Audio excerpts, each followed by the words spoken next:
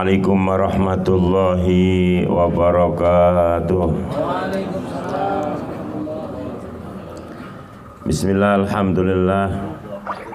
Innal hamdalillahi nahmaduhu wa nasta'inuhu wa nastaghfiruh wa na'udzu billahi min syururi anfusina wa min sayyiati a'malina. May yahdihillahu fala mudilla lahu wa may yudlil fala hadiya lahu. Ashhadu an la ilaha illallah wahdahu la syarika lah wa ashhadu anna Muhammadan abduhu wa rasuluh. Allahumma salli wa sallim wa barik ala sayyidina Muhammadin wa ala alihi wa sahbihi wa mawalah. Wala hawla wala quwwata illa billah. Subhanaka la ilma lana illa ma 'allamtana innaka antal alimul hakim. Rabbi shrah li sadri wa yassir li amri wahlul 'uqdatam min lisani yafqahu qawli. Amma ba'd. Yang saya hormati para asatid, para alim ulama, para tokoh masyarakat, seluruh jamaah majelis taklim Darul Muhibin, yang mudah-mudahan semuanya selalu dalam ridha dan rahmat Allah Subhanahu wa ta'ala. Tidak lupa yang saya hormati wabil khusus sahibul bait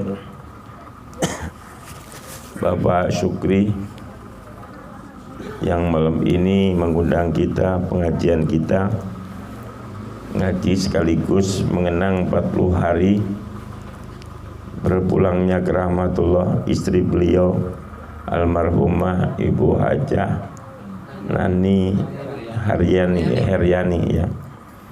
Mudah-mudahan doa-doa yang kita baca diterima oleh Allah Subhanahu wa ta'ala. Pahalanya disampaikan secara khusus kepada almarhumah. Mudah-mudahan almarhumah malam ini sedang dalam bahagia. Amin ya rabbal alamin. Jamaah yang dimuliakan Allah, melanjutkan dulu yang dibaca di sini tentang ahwali yaumil qiyamah, tentang bagaimana dahsyatnya hari kiamat. Waktu itu sudah diceritakan sampai semuanya meninggal ya. Yang ada tinggal Allah Subhanahu wa ta'ala ya. Terakhir malaikat Israel, kata Allah, Israel, bukankah kamu mendengar firmanku, kullu nafsin dha'iqatul maut, bahwa semua ya jiwa yang hidup ini pasti mengalami mati. Kata Israel, betul ya Allah. Ya sudah, silahkan cabut nyawamu sendiri. Akhirnya semuanya mati. Setelah semuanya mati bagaimana? Ini summa ya'murullahu as-samaa antum tira fatum tirus sama'u kamaniyir rijali arba'ina yauman. Setelah semua meninggal, termasuk Israel meninggal, yang ada tinggal Allah Subhanahu wa ta'ala. Lalu Allah perintahkan kepada langit agar langit menurunkan hujan. Lalu langit pun menurunkan hujan, tapi hujannya tidak hujan biasa. Air hujannya dikatakan di sini kamani rijal, seperti sperma laki-laki. Turun hujan berturut-turut selama arba'ina yauman, 40 hari ya. Allah perintahkan langit untuk menurunkan hujan selama 40 hari terus menerus ya. Dan air hujannya tidak seperti biasa, seperti sperma. Bayangkan 40 hari hujan terus menerus. Di sini seminggu hujan aja udah banjir kan. Mungkin ya tempat lain gitu. Ini 40 hari berturut-turut hatta yakunal ma'u fauqa kulli syai'in ithnai asyara dira'an, sampai air ini berada di atas permukaan seluruh ya yang ada di muka bumi. Itu setinggi 12 dirok. Satu dirok itu 48 cm. Jadi kurang lebih setengah meter. Kalau 12 dirok berarti kurang lebih 6 meter. Jadi sampai air hujan yang seperti sperma ini mengenangi bumi ini semua ya. Tingginya air ini kira-kira 6 meter. fayumbitullahul khalqa bidzalikal kanabatil baqli hatta takamala ajsamuhum fata'udu kama kanat. Akhirnya setelah dikenangi air hujan selama 40 hari, Allah mulai menghidupkan kembali, artinya membuat jasad-jasad yang udah hancur kembali pulih seperti semula, ya. Jasad kita yang mungkin tinggal tulang itu kembali terbungkus lagi, utuh lagi, kama kanat, seperti semula. Setelah begitu, summa yaqulullahu ta'ala, kemudian Allah berfirman, liyahya Israfil wa hamalatul arsy. Kata Allah, Israfil dan hamalatul arsy hidup, katanya. Diperintahkan itu hidup, ya.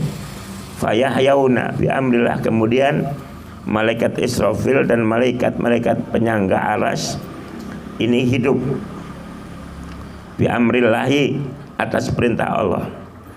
Setelah Israfil dan malaikat penyangga arsy, pembawa arsy, penjaga arsy ini hidup, wa ya'murullah Israfil, lalu Allah perintahkan Israfil fayakhudhu syura, ya. Setelah dihidupkan, jadi pertama yang dihidupkan menurut versi ini Israfil dan malaikat-malaikat penjaga arsy. Begitu Israfil hidup, kata Allah, Israfil, ambil trompetmu. Lalu diambil oleh Israfil, lalu wayado ala fihi, langsung ditaruh di mulutnya. Jadi kalau dulu ketika Allah sudah menciptakan bumi dan manusia, lalu Allah suruh malaikat Israfil untuk memegang trompet, yang trompet itu langsung ditaruh di mulutnya, ya. Jadi hari ini trompet sudah di mulut Israfil, tinggal tunggu perintah. Seperti doa kita kemarin, mudah-mudahan Israfil tidak latah ikut niup trompet malam tahun baru. Bisa kacau nanti. Kita prat-prat Israfil keberisikan, latah ikut niup, gitu kan. Dan nanti setelah semua orang mati mau dibangkitkan, pertama yang dihidupkan juga Israfil. Israfil suruh pegang trompetnya itu, taruh di mulutnya. Setelah di mulutnya, summa yaqulullahu ta'ala, kemudian Allah berfirman, liyahya Jibril wa Mikail, kemudian hiduplah Jibril dan Mikail. Jadi saya ulangi, pertama yang dihidupkan Israfil dan penjaga aras atau penyangga aras. Kemudian setelah Israfil dan penyangga aras, kata Allah, hidup Jibril dan Mikail. Fayahyani, kemudian keduanya hidup bi amrillahi. Summa yat'ullahu al arwah, setelah Jibril Mikail hidup, Allah panggil ruh, arwah, ya. Roh-roh yang orang meninggal dipanggil fayu tabiha fayaj'aluha fisur. Roh dipanggil, ya, lalu didatangkan roh oleh Allah. Roh ini dimasukkan ke dalam trompetnya Israfil, ya. Setelah masuk ke trompet Israfil, summa ya'muru Israfil fayanfukh nafkhatal ba'thi, kemudian Allah perintahkan Israfil untuk meniup trompetnya. Fatahkrujul arwah ka'annahan nakhl qad mala'at ma bainas sama wal ardi, ya. Jadi tadi Israfil pegang trompet, roh-roh dipanggil, diambil oleh Allah, suruh datang, dimasukkan dalam trompetnya Israfil, semua rohnya orang udah meninggal. Setelah semua masuk ke dalam trompet, Allah perintahkan Israfil tiup, katanya. Begitu sudah ditiup, roh yang ada di dalam trompet ini semuanya keluar berterbangan, ka'annahan nahal, seperti lebah, ya, seperti lebah yang memenuhi udara, ma baina sama wal ardi, antara langit dan bumi ini penuh makhluk kecil-kecil seperti lebah, padahal itu roh itu, ya, arwah penuh. Fatadkhulul arwah fil ardi, lalu para roh itu berterbangan masuk ke dalam bumi, masuk ke jasad ilal ajsad fil khoyasim, masuk pada jasad-jasad manusia lewat hidung, ya, lewat hidung. Jadi kan pertama begitu turun hujan kan bentuk tubuh manusia kembali pulih utuh, ada kuping, ada mata, semuanya. Baru ruhnya terakhir ditiumkan lewat trompet Israfil, masuk ke dalam tanah, masuk ke dalam jasad lewat khoyasim. Khoyasim itu lubang hidung atau batang hidung. Setelahnya masuk, jasad-jasad ini hidup. Fatan syakul ardu anhum, maka terbelahlah bumi. Ya, arti terbelah itu masing-masing manusia keluar dari bumi, seperti tumbuhan musim hujan ya, numbuh atau dari bumi, nongol. Sumakwalan Nabi pun ikut bangkit. Lalu Nabi berkata, ana awwaluman tansyaqqu anhul ardu. Sayalah orang pertama yang dibelahkan bumi, artinya yang pertama kali keluar sebelum yang lain. Nabi dulu, Nabi nongol. Nah, ini versi yang satu. Wa fi khabarin akhar, menurut versi hadis yang lain, annallaha idza ahya Jibril wa Mikail wa Israfil. Kalau yang pertama tadi kan riwayat hadis pertama, Allah suruh hidup pertama Israfil dan malaikat penjaga aras, baru kemudian Jibril dan Mikail. Nah, ini versi kedua, itu Mikail bareng dengan Israfil ini. Allah menghidupkan Jibril, Mikail, Israfil, langsung tiga malaikat ini. Fayanziluna ila qabrin Nabi sallallahu alaihi wasallam. Lalu ketika malaikat turun ke kubur Nabi, ya bahasa kita sowan Nabi, ya. Wa ma'ahum al-buraq. Tiga malaikat itu menghadap Nabi dengan membawa buraq. Ini binatang surga. Wa hulalun minal jannah, dan perhiasan-perhiasan surga. Ya. Jibril, Mikail, Israfil turun menghadap Nabi, bawa buraq, bawa perhiasan surga. Fatan syakku anhul ardu, lalu terbelahlah bumi untuk Nabi sallallahu alaihi wasallam. Fayang turun Nabi al Jibril. Begitu Nabi bangkit, pertama noleh ke Jibril dan bertanya, ya Jibril, ma hadzal yaum, ini hari apa Jibril? Ini kenapa ini? Fayaqulu hadza yaumul qiyamah. Ya Rasul, ini adalah hari kiamat katanya. Hadza yaumul haqqah, ini hari yang nyata. Hadza yaumul qari'ah, hari yang mengetuk hati. Ya. Fayaqulu, lalu Nabi berkata, ya Jibril, wahai Jibril, ma fa'allahu bi ummati, apa yang Allah lakukan terhadap umatku. Ini Nabi ya, kalau kita baca sejarah memang Nabi itu sangat sayang kepada umatnya. Dalam kondisi apapun selalu pertama kali yang diingat umat. Nabi senang itu ingat umat. Itu ketika Nabi waktu mau meninggal, ya, yang datang pertama Israel. Begitu diizinkan masuk, Nabi nanya, Israel mana Jibril?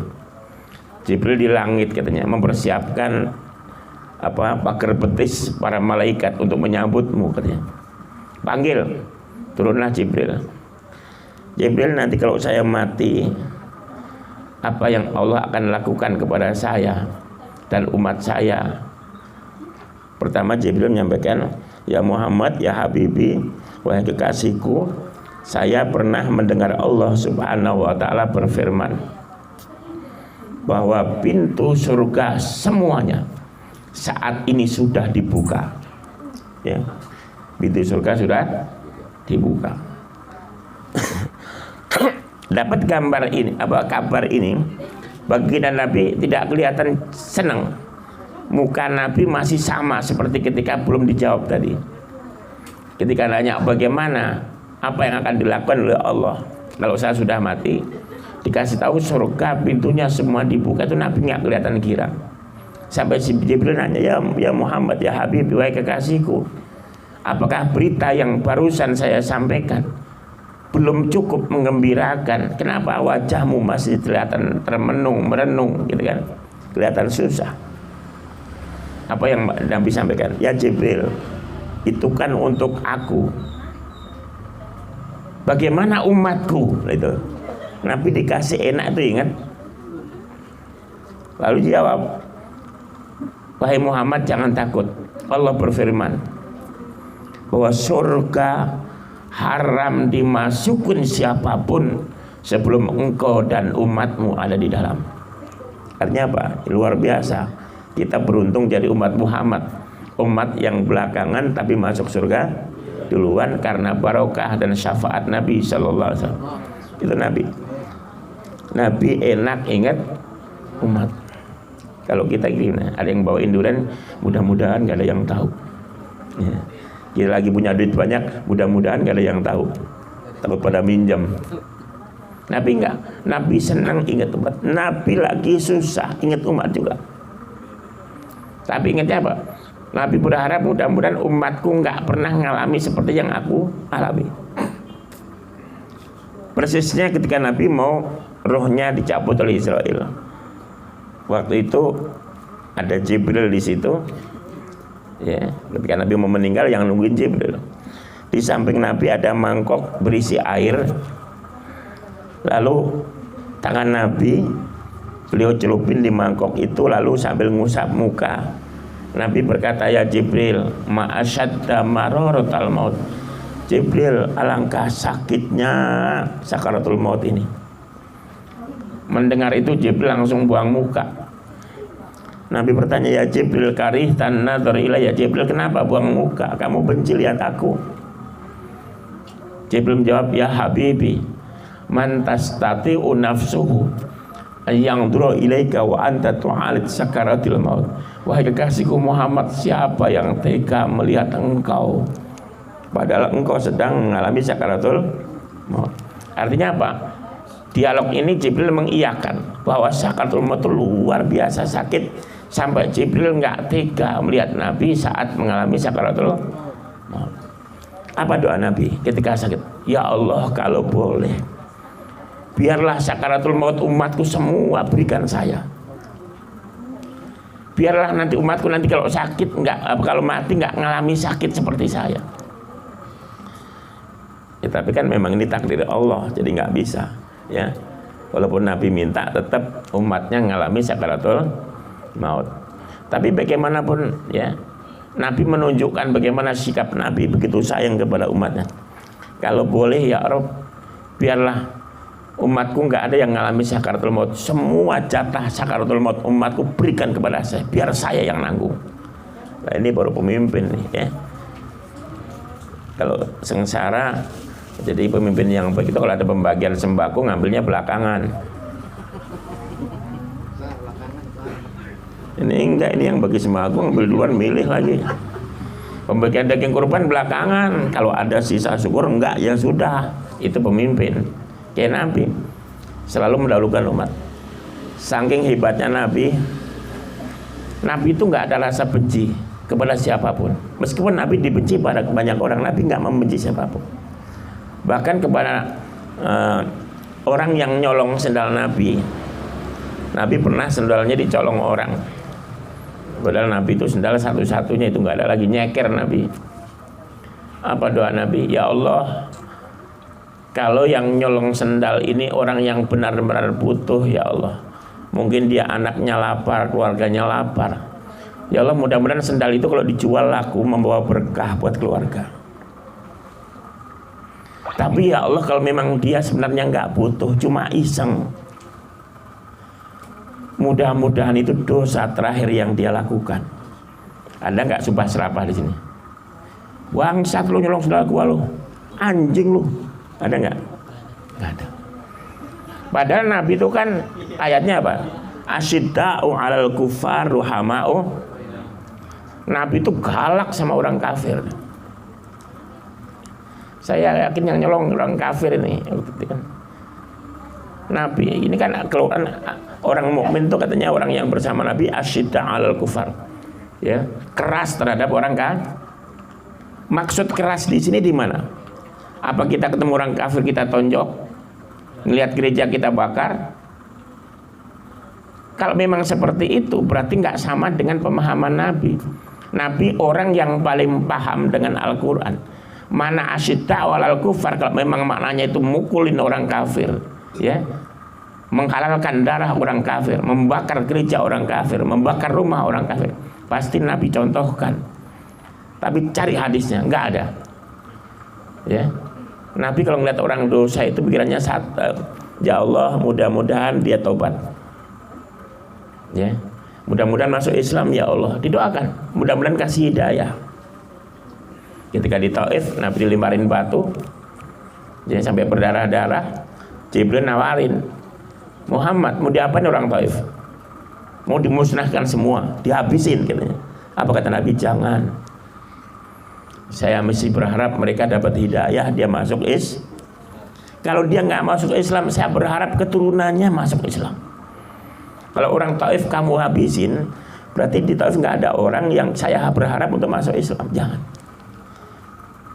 Ya, saya berharap dia taubat.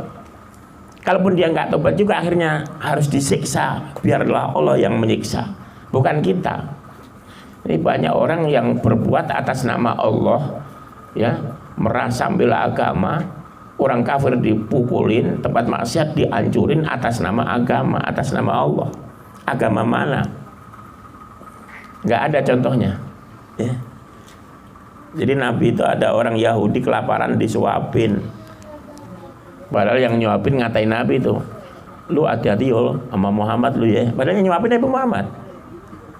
Muhammad gila itu, jangan ikut-ikut lu ya. Tapi Nabi nggak sakit hati. Malah kasihan, ya Allah berikan hidayah. Dia ngomong begini karena dia belum tahu siapa saya. Dia belum tahu kalau aku utusanmu. Doa. Ya, maling didoain baik, ya kan? Kalau kita yang hilang sendal baru beli, belum lunas lagi misalnya, dicolong orang, apa kira-kira? Bangsat orang, belum juga lunas katanya. Kalau meniru Nabi nggak gitu, doain. Ya Allah, kalau yang nyolong HP saya, yang nyolong motor saya memang butuh ya Allah. Anak dan keluarganya nggak makan. Dia butuh, atau anak keluarganya sakit, dia perlu berobat ya Allah. Mudah-mudahan motor atau HP saya yang dicolong jadi berkah. Tapi ya Allah, kalau dia iseng, cuman pengen mabuk, cuman bikin seneng-seneng, nyolong motor saya, nyolong HP saya, ya Allah, jadikan itu dosa terakhir yang dia lakukan. Mudah-mudahan nggak berdosa lagi. Ini Nabi, ya. Makanya Nabi itu seneng ingat umat, susah ingat. Kalau senang pengennya ngajak umatnya ikut senang. Kalau susah maunya Nabi apa? Ya Allah, umatku jangan susah kayak saya. Ya, itu pemimpin yang sejati. Ya. Kalau kita mau niru Nabi, ya kalau lagi punya durian langsung buka HP, siapa yang saya panggil dimakan durian nih, gitu. Bukan malah HP dimatiin. Ya. Lagi susah nyari temennya juga. Hati-hati ya, jangan anu ya, itu bahaya. Jangan ulang, biarin, mampus dia orang, biarin. Malah sengaja temennya nggak dikasih tahu biar sakit yang sama. Enggak. Kalau nggak enak, biarlah saya sendiri. Kalau enak, ayo ajak teman. Itu Nabi. Makanya Nabi di sini begitu bangkit, setelahnya Jibril, ini apa ini, hari apa? Ini hari kiamat, gitu kan? Umatku bagaimana umatku? Ya kan? Tuh Nabi langsung yang diingat Nabi bangun tidur mendoakan umat, Nabi bangun malam doain umat. Artinya apa? Yang penting adalah umat. Ya. Kita bangun tidur yang dicari pertama kali HP. Ini umat, ya. Nabi nanya nasib umatnya. Fayaqul Jibril abshir fa innaka awwal man tunshaqu anul ardu thumma ya'muru Allahu Israfila fayanfukhu fis-sur fa idahum qiyamun yang turun. Ya. Nabi nanya tadi, jawaban Jibril apa? Nanya umat, nggak dijawab tentang umat. Muhammad nggak usah nanya itu dulu. Yang penting sekarang berbahagialah kamu, orang yang pertama dikasih kesempatan Allah untuk keluar dari bumi, bangkit dari bumi. Ntar pikirin umat belakangan.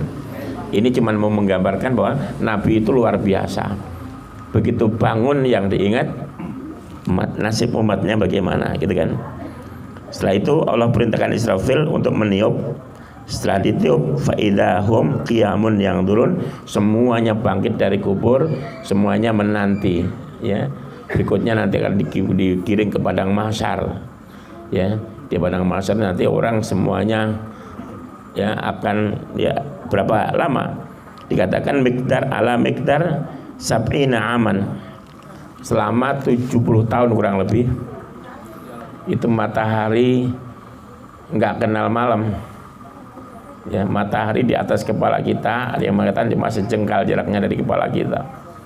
Kita bayangkan betapa panasnya matahari selama 70 tahun itu la yanzurullahu ilaihim wa la yaqdi bainahum.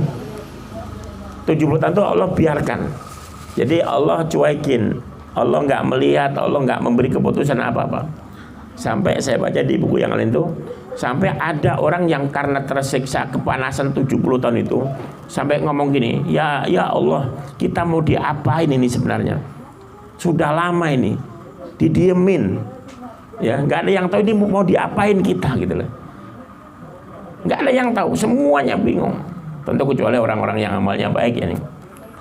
Ini kita mau diapain ini?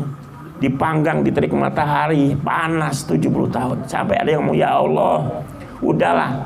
Kalau enak bilang aja enak, kalau nggak enak nggak enak. Ya. Neraka nggak apa-apa, tapi jelas gitu loh. Disangkanya neraka lebih enak kali. Sampai ngomong begitu.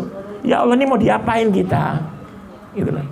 Jangan didiemin seperti ini, jangan dicuekin seperti ini. Kita mau diapain? Surga, neraka yang jelas. Sampai ngomong gitu.